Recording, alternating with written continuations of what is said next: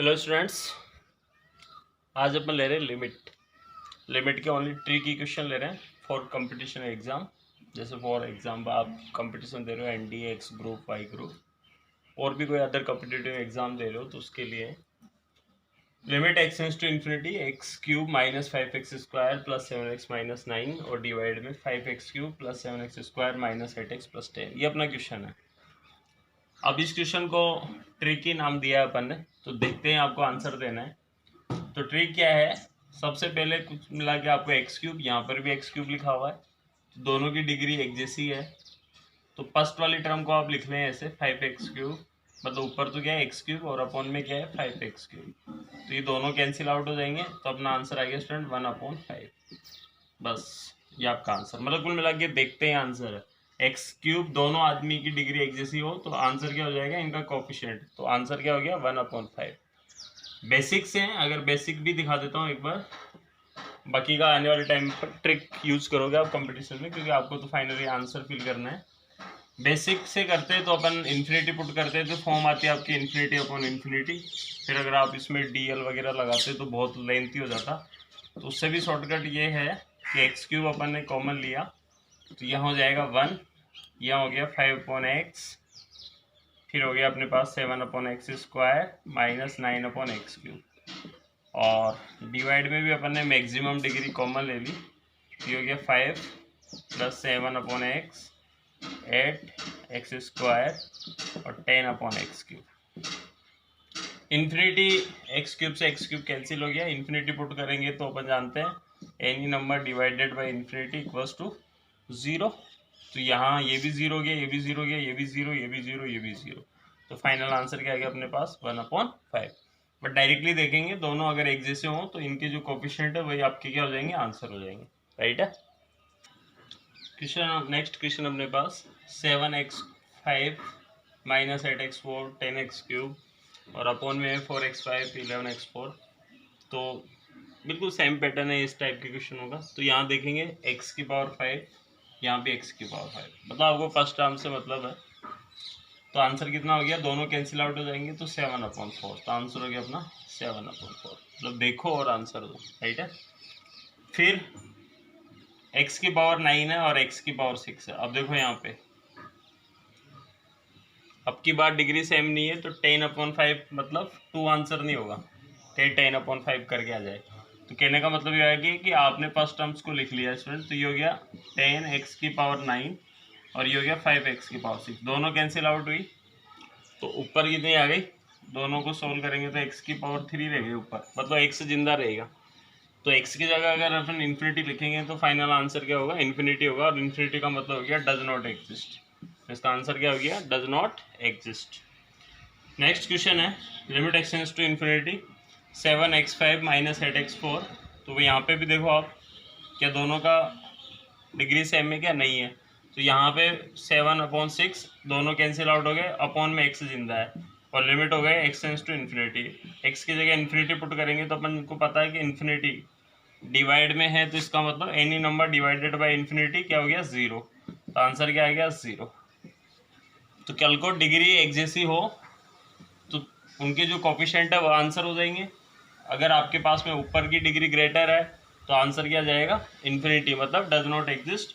और कल को अगर डिग्री नीचे वाली डिग्री ग्रेटर है तो आंसर क्या हो जाएगा आपका 0। राइट है।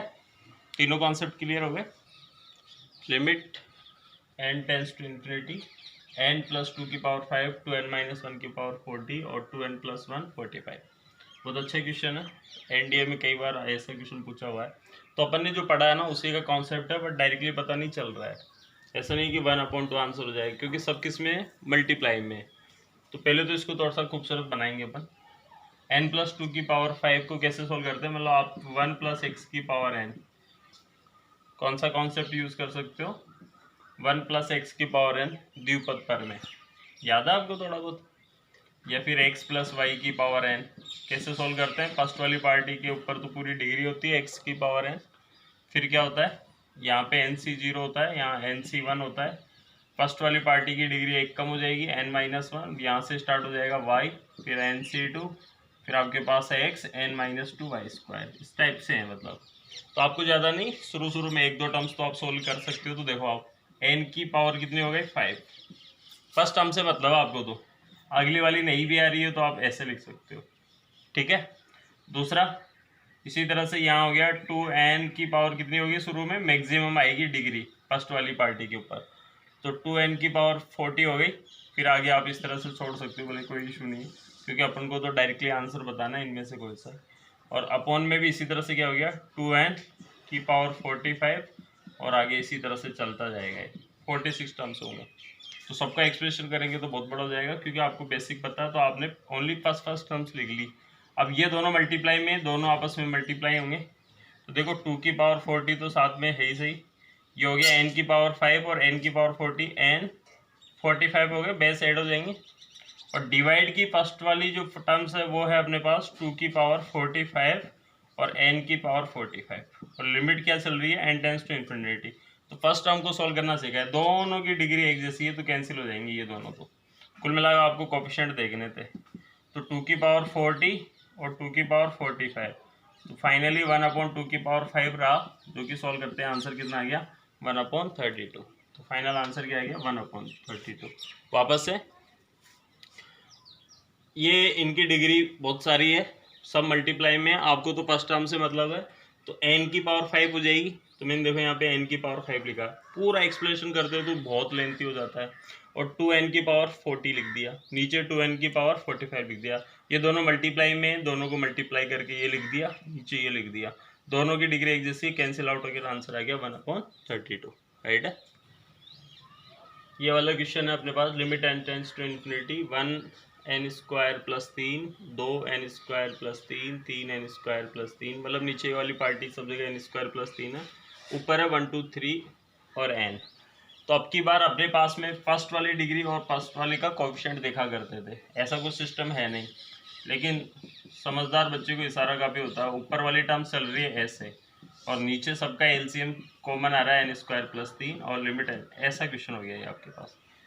और अपन जानते हैं ये प्राकृत संख्याओं का योगफल चल रहा है, फर्स्ट नेचुरल नंबर का सम, समेशन n, याद है आपको क्या होता है n+1/2। फर्स्ट नेचुरल नंबर का सम क्या होता है n+1/2। तो आपने इस फंक्शन को क्रिएट कर दिया, तो यहाँ आ गया n+1/2, और साथ में क्या चल रहा है n² प्लस 3, राइट है।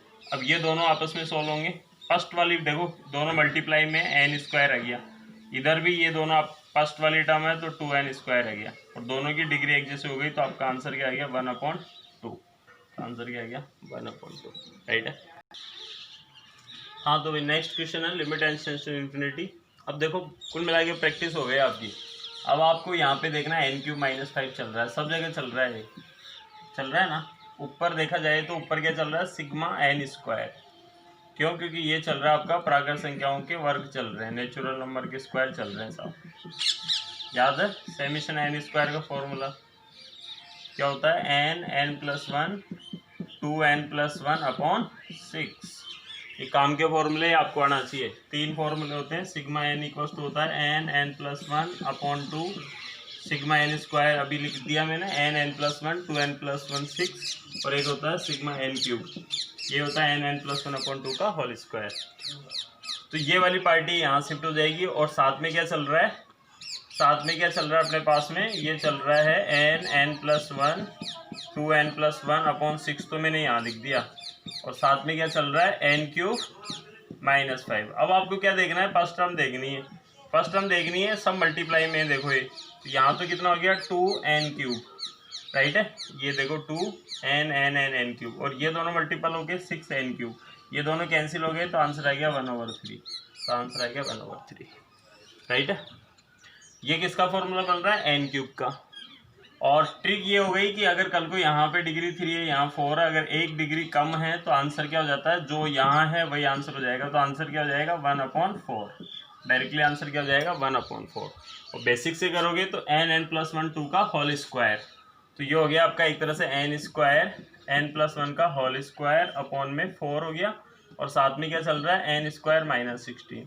तो देखो ये n² n4 आ गया, और ये हो गया 4n, यहाँ पे 4 है, तो ये हो गया n4, ये दोनों कैंसिल हो गए तो आंसर क्या आ गया 1/4, राइट है। सुपर डालेंगे।